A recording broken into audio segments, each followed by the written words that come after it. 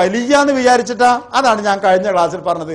അങ്ങനെ ഒരാളെ ഇതിന് പ്രത്യേകമായി റബ്ബ് തെരഞ്ഞെടുത്തിട്ടുമില്ല, അങ്ങനത്തെ ഒരു പ്രത്യേക ആളുമില്ല. ആർക്കും പ്രാർത്ഥിക്കാം. അപ്പം നിങ്ങൾക്ക് മന്ത്രിച്ചുകൂടെ? അസുഖമുള്ള ഒരാൾ പറഞ്ഞു നീ ഒന്ന് മന്ത്രിക്കടോ എന്ന് പറഞ്ഞാൽ, ദീനിൽ പഠിപ്പിച്ചിരിക്കുന്ന മന്ത്രം നിങ്ങൾക്ക് അറിയാമെങ്കിൽ ആ മന്ത്രം ഉപയോഗിച്ചുകൊണ്ട് മന്ത്രിച്ചോളൂ. അതിന് പൂർവികന്മാർ പറഞ്ഞു വെച്ചിരിക്കുന്ന നിബന്ധനകൾ 3 ഒന്ന്, മന്ത്രിക്കുന്നത് അള്ളാഹുവിന്റെ വചനം കൊണ്ടോ അള്ളാഹിന്റെ നാമങ്ങൾ കൊണ്ടോ ആയിരിക്കണം. ഖുർആൻ ആയത്തുകൾ, അതായത് പഠിപ്പിക്കപ്പെട്ട വചനങ്ങൾ കൊണ്ടായിരിക്കണം. രണ്ടാമത്, അത് അറബി ഭാഷയിലോ മനസ്സിലാകുന്ന ഭാഷയിലോ ആയിരിക്കണം. അറബി ഭാഷയിൽ എന്ന് വെച്ചാൽ അറബി ഭാഷ അറിയുന്നവർക്ക്. അറബി ഭാഷ അറിയാതെ അക്ഷരം കൂട്ടി വായിക്കാൻ കഴിയുന്ന അറബി മന്ത്രിക്കാൻ പറ്റില്ല. ഇനി വേറെ ഭാഷയിലാണെങ്കിൽ താൻ പറയുന്നത് എന്താണെന്ന് അവൻ അറിയണം. എന്താണ് ഈ വിളിക്കുന്നത്, ആരെയാണ് വിളിക്കുന്നത്, സൃഷ്ടികളെ വിളിച്ച പ്രാർത്ഥനയോ മറ്റോ ആണ്, ആ ജാതിയൊന്നും പറ്റൂല. അല്ലെങ്കിൽ അർത്ഥമില്ലാത്ത പദങ്ങളോ അവർ താൻ എന്താ പറയുന്നത് അറിയണം. മൂന്നാമത്തത്, മന്ത്രങ്ങൾ തനിച്ചൊരു ഉപകാരവും ചെയ്യില്ല, അള്ളാന്റെ തീരുമാനം മാത്രമാണ് എന്ന ബോധത്തോടു കൂടി ആവണമെന്ന. അപ്പൊ അതുകൊണ്ട് നാം അറിയേണ്ട ഒരു കാര്യം, നമ്മുടെ ദീനില് മൗലവിമാർക്കും മൊല്ലാന്മാർക്കും ഉസ്താദുമാർക്കും ഖത്തീബുമാർക്കും മാത്രം പഠിക്കാൻ പറ്റിയ കുറച്ച് സംഗതി വേറെയും നാടന്മാർക്ക് കുറച്ച് വേറെ സംഗതിയും വെച്ചിട്ടില്ല. അങ്ങനെ ഒരു വകുപ്പേ ഇല്ല. മയ്യത്ത് മറമാടാൻ പോയാല് ആ മയ്യത്ത് മറമാടിക്കഴിഞ്ഞാൽ നിങ്ങൾ മണ്ണിട്ടതിന് ശേഷം നിങ്ങളെല്ലാവരും ദ്വാരുന്നോ? ആ ദ്വാരക്കുള്ള വാക്കൊന്നും പറഞ്ഞില്ല. ആ വാക്ക് ഇമാം ഷാഫി റഹ്മത്തുള്ളാഹി അലൈഹിയാണ് ഈ അഭിപ്രായം പറഞ്ഞത്.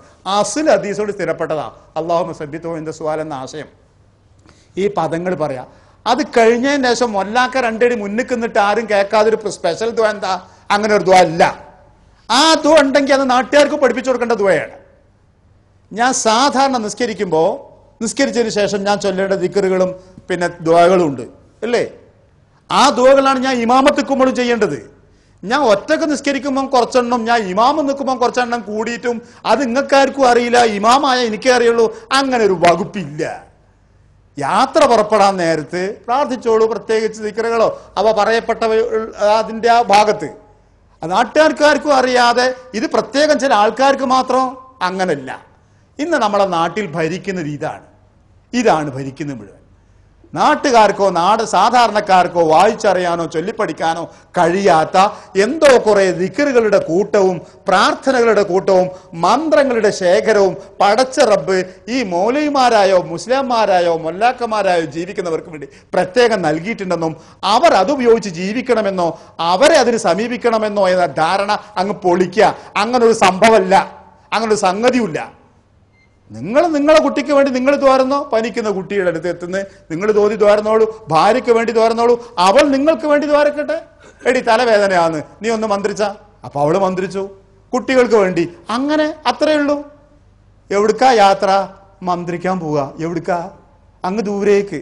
എൻ്റെ ഒരു സുഹൃത്ത് ഒരു സാധാരണക്കാരനായ മനുഷ്യനാ, യാദൃശ്ചിക സംസാരിച്ചുകൊണ്ടിരിക്കുമ്പോൾ കഴിഞ്ഞ ആഴ്ച ആള് ഒരു തമാശ പോലെ പറഞ്ഞു. പക്ഷെ അത് കാര്യമായിട്ട് എനിക്ക് തോന്നി. റബ്ബ് സുബ്ഹാനഹു വ തആല പറഞ്ഞത് സുബഹിന്റെ മുമ്പുള്ള സമയത്ത് എഴുന്നേറ്റിട്ട് നിസ്കരിച്ച് ഇന്റെ നേരെ കൈ നീട്ടിടോ, ചോദിച്ചാൽ ഞാൻ സ്വീകരിക്കുക, മാപ്പാക്കാന്നൊക്കെ.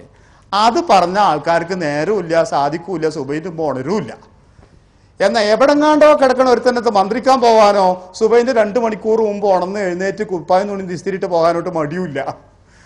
നമ്മൾ ആൾക്കാരെ ഹാല് നോക്കണം. വളരെ അർത്ഥവത്തല്ലേ ആ സാധാരണക്കാരൻ പറഞ്ഞ വാക്ക്? അത്രേ പറഞ്ഞു. നിങ്ങൾ സുബഹിന്റെ മുമ്പ് എഴുന്നേറ്റ് അതിനൊന്നും ആവൂല. എവിടെങ്ങാണ്ടോ ഒരു ജാറോ ഒരു മഖാമോ ഒരു സിദ്ധനോ ഉണ്ട്, അയാളെ പുറത്തേക്ക് സുബഹിന്റെ 2 മണിക്കൂർ മുമ്പ് പുറപ്പെടുന്ന പറഞ്ഞാലോ ആ നേരം നേരത്തെ എഴുന്നേൽക്കാനും കുളിക്കാനും പോകാനും ഒരു മടിയില്ല. അതൊന്നും പറഞ്ഞില്ല. നിങ്ങൾ വണ്ടി എടുത്ത് പോരൊന്നും പറഞ്ഞില്ല. നിങ്ങൾ നേരത്തെ എഴുന്നേറ്റ് നിങ്ങളെ റൂമിൽ തന്നെ ഒന്ന് നിസ്കരിച്ചിട്ടുണ്ട് പറഞ്ഞോളൂ എന്നോട്. ഞാൻ ഇനി നിസ്കരിക്കാൻ നേരല്ലേ, നിങ്ങൾ ദൂരത്തോട് ഞാൻ സ്വീകരിക്കാന്നാ പറഞ്ഞേ. അത് കേൾക്കാൻ നേരല്ലാത്ത മനുഷ്യന്മാരാണ്. എവിടെങ്ങാണ്ടോ മന്ത്രിക്കുന്ന ഒരുത്തനുണ്ട്. അങ്ങനെ ഒരു പരിപാടിയുമില്ല, അങ്ങനെ ഒരു സംഭവവും ഇല്ല. അങ്ങനെ ആരും